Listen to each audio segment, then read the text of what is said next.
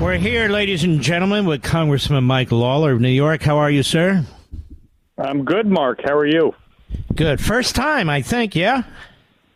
During the campaign in 2022. Second. Yep. That's right. And you want a close race. You want it from a Democrat. That's a good thing. Now, you're working with Absolutely. a Democrat from, I think, the most Democrat district in the United States of America, who's Richie Torres, who actually supports the state of Israel and comes under vicious, vile attack from the squad and other squatters. And you and he are working on something together. Is that right, Congressman? No question, Mark. We've actually introduced a few bills together, including the special envoy for the Abraham Accords, which became law. But just recently, we introduced the Columbia Act, which would target schools like Columbia that are engaged in this vile anti-Semitism that we're seeing. It would allow the Department of Education to install an anti-Semitism monitor, because what we're seeing right now on these campuses, folks like President Shafiq refuse to do their jobs to keep these students safe and to crack down on anti-Semitism. We know that if these were protests against black people or gay people or immigrants, that these schools would crack down on them immediately. But because this is a protest under the guise of the Israeli-Palestinian conflict, they allow it to occur no matter the vile anti-Semitism that is spewed. And ultimately, the objective here is to change the behavior. And I've also introduced a bill, the Antisemitism Awareness Act, which will be voted on tomorrow on the House floor, which would basically codify President Trump's executive order that would require the Department of Education to adopt the IRA working definition of anti-Semitism for all of its Title VI violations of the Civil Rights Act of 1964 on its discrimination enforcement cases. Congressman Lawler, are you shocked, like I am, and many of my audience are also shocked about this, that Joe Biden has been basically silent about all this? Is this not all the actions coming out of Congress, mostly from Republicans? You have a few Democrats like Richie Torres, a handful of them, but all the action is really on the Republican, mostly on the Republican side, and almost none of it is coming out of the White House. It's shameful what's happened. You know, President Bush said it best. In the aftermath of October 7th, the world would stand with Israel, but the moment they defend themselves, the world would turn. And that's exactly what we've seen. And President Biden is facing a tough reelection, and Democrats are panicking about what is happening within the base of their party and how it will impact them electorally in Michigan and Minnesota. And so you see not only Joe Biden not leading on this issue, but you have Chuck Schumer, the highest-ranking Jewish official in the history of the United States, pathetically timid on this issue. Just today, he finally spoke out, about what is happening at Columbia. But it's shameful. And Jerry Nadler is opposed to the bill that we're voting on tomorrow. Meanwhile, he was a co-sponsor of a similar bill just 4 years ago. I mean, are you Jewish? No, I'm Italian-Irish Catholic. No, that's all right. Richie Torres, is he Jewish? Nope. And so, and I'm finding this remarkable because, the speaker had a press conference today. I'm looking at all the chairmen and chairwomen of the committees. None of them are Jewish. He's not Jewish. You're not Jewish. Torres isn't Jewish. Where are all the Jewish Democrats, Congressman? I'm just curious. In Congress, where are they?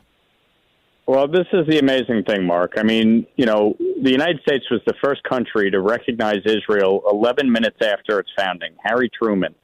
And you look today and you see just silence from some of the biggest leaders within the Democratic Party and the Jewish community. Some of my colleagues, Richie Torres, Josh Gottheimer, Jared Moskowitz, they're leading. They're doing the right thing. They're working with me on bills. But this is insane. I've never seen anything like it. And it really needs to stop.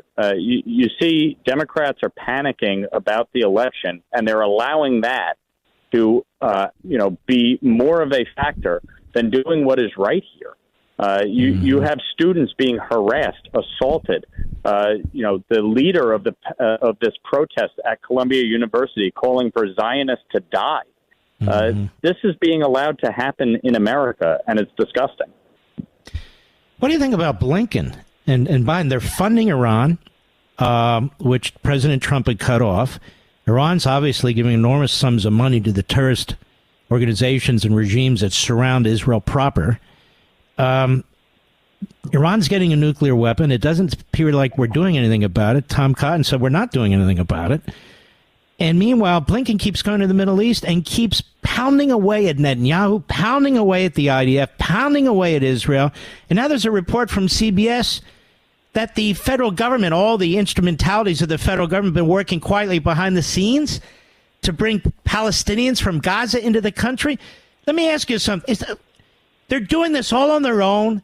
They're changing American policy towards Israel, towards Iran, which is now leaning towards Iran and against Israel. They just get to do this, Congressman, without any real effort to stop them? Well, this is why, Mark, I fought so hard to make sure in the foreign aid package that we passed that two of my bills were included, the SHIP Act and the Iran-China Energy Sanctions Act. And they were, and they now are law, and both are targeting the illicit Iranian oil trade, which is funding their terrorism.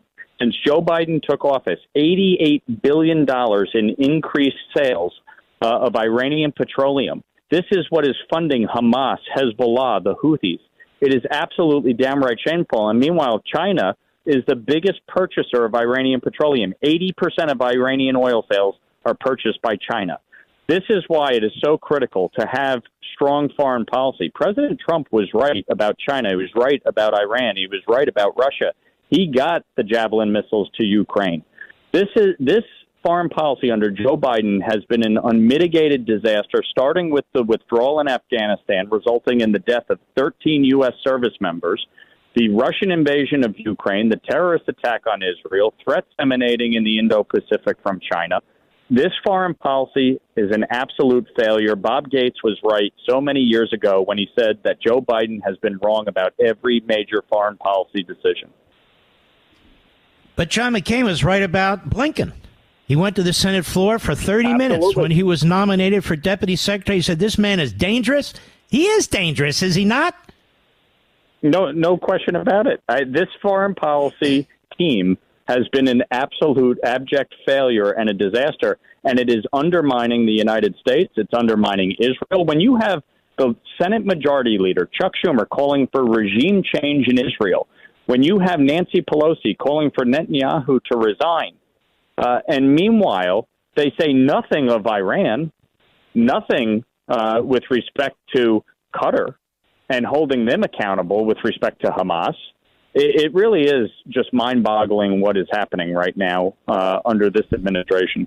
We're here with Congressman Mike Lawler. Mike Lawler, again, what is this bill you're voting on tomorrow exactly? Tomorrow will be a vote on the Antisemitism Awareness Act. It's a bill I was working on throughout the year last year. It would require the Department of Education to adopt the IRA working definition of anti-Semitism and all of its contemporary examples. It basically codifies President Trump's executive order that he had put in place during his administration. And when you see what's happening on these college campuses, we need to clearly define what anti-Semitism is and make sure that it is being enforced on all of these discrimination enforcement cases that are brought about. Do you expect to get most of the votes out of the Republican Party as well? Yeah, I suspect most Republicans will support it. There are some who, feel there might be some First Amendment issues. I do not share that viewpoint here. But I would suspect about half the Democrats, roughly, will vote against it. Certainly the squad is opposed to it. Jerry Nadler gave this bizarre defense yesterday in the Rules Committee explaining why he wouldn't support it and that, he doesn't like the IRA definition because it says that anti-Zionism is anti-Semitism. And I hate to break it to Jerry, but it is.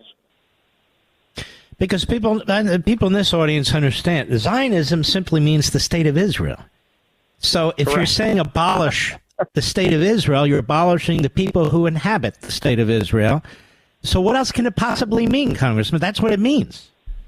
It's exactly right, Mark. And the crazy part is Jerry Nadler was an original co-sponsor when this bill was introduced 4 years ago. Well, we certainly don't look for him for our guide star, North Star, or our principles, do we? But no. Are you in a tight race? Not. Tell us about your race. So I represent a district that Joe Biden won by 10 points in 2020. There's 80,000 more Democrats than Republicans just north of New York City. It's home to the Clintons and George Soros. So by no means is it a bastion of conservatism, but we've been able to flip this seat representing areas that haven't been represented by a Republican in over 20 years because of the issues. People are fed up in New York. They're tired of the high taxes, the lack of affordability, the rampant crime in New York City, the migrant crisis at our southern border. And within the Democratic Party, what they're seeing is this rank anti-Semitism that is pervasive. And I represent one of the largest Jewish districts in America.